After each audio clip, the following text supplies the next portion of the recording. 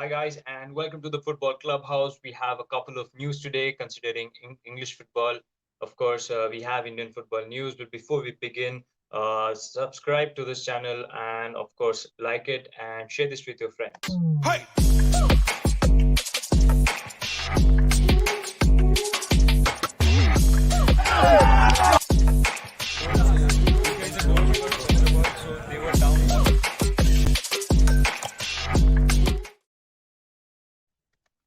All right, guys, let's begin with the first news, which is not a good news for the Indian football fans. That is FC Goa फिर से हार गई है. It's a 4-0 loss against Persepolis. I myself, I'm a fan of Indian football, and considering what happened, considering how FC Goa played, I'm not really happy with it. But considering they are actually delivering, or not delivering, they are playing at the highest level that we can expect. I'm really happy with what FC Goa did. Although today we could not see that FC Goa flair in the team, the players weren't uh, on their feet today, if I can say that. Of course, the first goal, it was a decent goal. The second one, Naveen, he had fumbled with the ball and then he had to pull down Isa, and of course, given away a penalty, gave away a penalty in the first half. So that's two goals in the first half, and then we concede two goals in the second half. So it's 4-0, and I'm not really happy about it. But then we have to move on.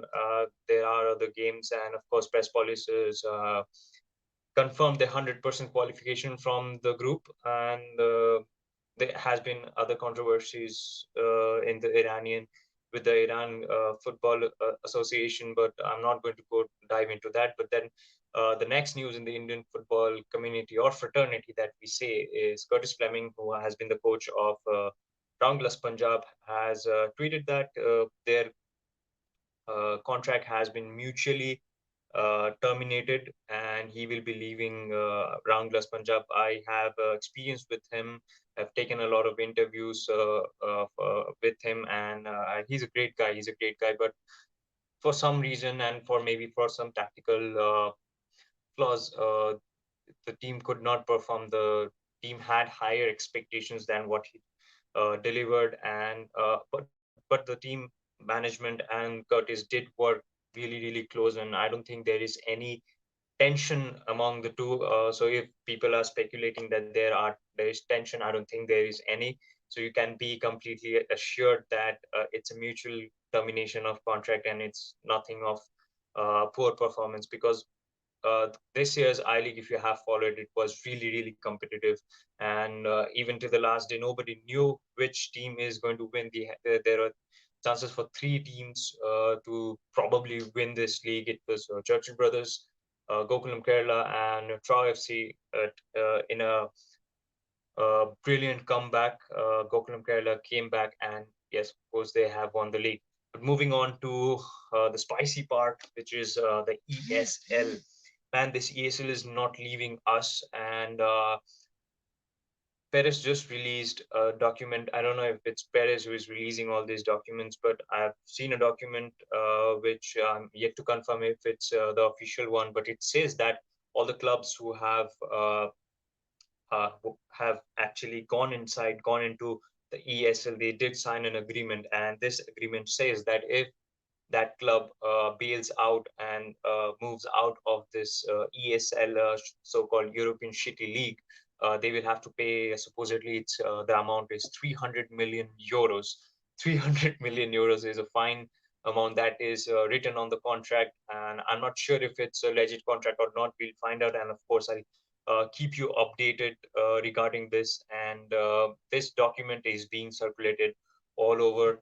And talking about ESL, Barca is still in, and they have given a statement that they haven't left the ESL, and they are still expecting uh, the continuation of the ESL, and that's according to Joan Laporta, who has been elected president of FC Barcelona after Bartomeu resigned or stepped down from his role and left the club. The fans were really happy with Laporta and his plans of keeping Messi or bringing Aguero, all the rumors that we were hearing. But now I think the fans are not really happy with whatever he's doing. And of course, I'm not happy as well, considering he's supporting ESL. But now, if you're talking about ESL, the new UCL format is pointless and shitty as well. I don't support that even because the number of games and the process of selection, the you must have heard about the UEFA coefficient, which is really pointless considering how your previous performance were not in the particular season but other seasons.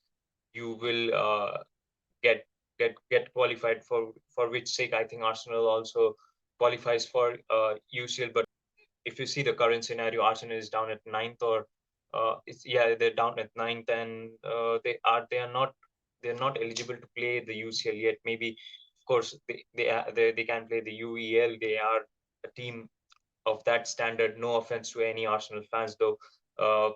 But UCL, it's not your cup of tea yet.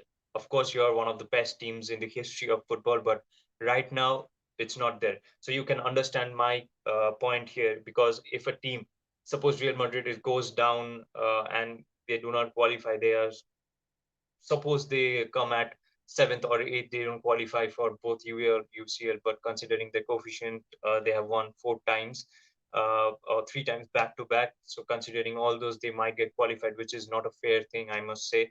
And that's also not fair for the teams who are working hard to get qualified. So in that sense, the new UCL format, which is supposed to be commencing from 2024, is not really something I support. And if you watch carefully and analyze it carefully, the number of games is going to increase, which is already too much for the players. And players like Toni Kroos and Gundogan has already uh, called out and voiced their opinions that the number of games that they are playing is really fatiguing in them, and it's causing a lot of pressure in their body, because after all, even though they are football players, they are still humans, and they have a limitation.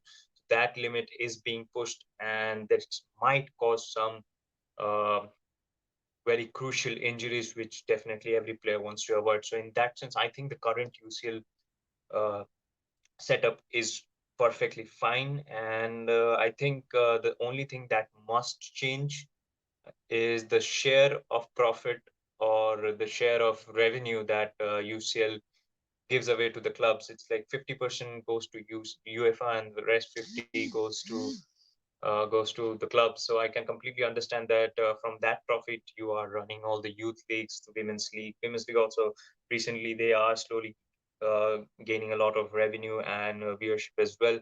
But the youth leagues of different categories, they are high cost as well, and the qualifiers as well. But then you can also can crunch it down to like 60-40 or 65-35. I don't think that's going to be a huge problem for you, for UEFA to do that. But then, considering talking about UEFA, it seems that Aleksander Ceferin has increased his salary by 450,000 euros in the pandemic time. And that's just during the pandemic time he has increased, and he has continued to increase his salary for almost the time he has been there. Every year, every season, he has been increasing his salary. I'm not against you increasing a salary. You're working, you're delivering. Of course, increase your salary, not a problem. But during the pandemic, you must not increase your salary where players are taking pay cuts just to support their club. So you can also do something like that, so that UEFA doesn't suffer more, or the finances how they work. But increasing your salary during pandemic by 450,000 euros is it's ludicrous. I really don't support it. And to end this show, Arsenal fans, really loving you recently, because I see you got all the fans are protesting outside the Emirates Stadium, and with all the placards with Kroenke out. And I truly support you. He's brought the club to a ruin now, and I think there should be new ownership there. But I don't think Kroenke is going to leave the club so easily. So I don't know if the fan pressure will work, but in these factors where legalities are involved, I don't think uh, in terms of ownership, I don't think fan pressure is going to work. But then let's give it a try. Just you guys give it a try. I'm not an Arsenal fan, but you guys can give it a try and see if it happens or not. And of course, Daniel Ek, the CEO of Spotify, has tweeted that, of course, he likes Arsenal and he wants to buy Arsenal or be a part owner of Arsenal Football Club. And before you do that, I will request you to, if you can just give me a premium package of Spotify. I'm really tired of the ads, but I really love music. So in that way, please, if you can consider that, and then you can go on and buy Arsenal. No one is stopping you. All right, then, guys, that's that for today, and I hope you liked it. And of course, I hope I could give you the proper information at the proper time. And of course, subscribe to this channel, like it, and of course, share this with your friends. And of course, we'll have more sessions with players and coaches soon, I hope. But till then, and for the people who genuinely follow our page, thank you for following. It means a lot to us, and we hope we can do good journalism and bring about a good change in the world of football media. All the best, and I'll see you in the next one. Bye. Hey!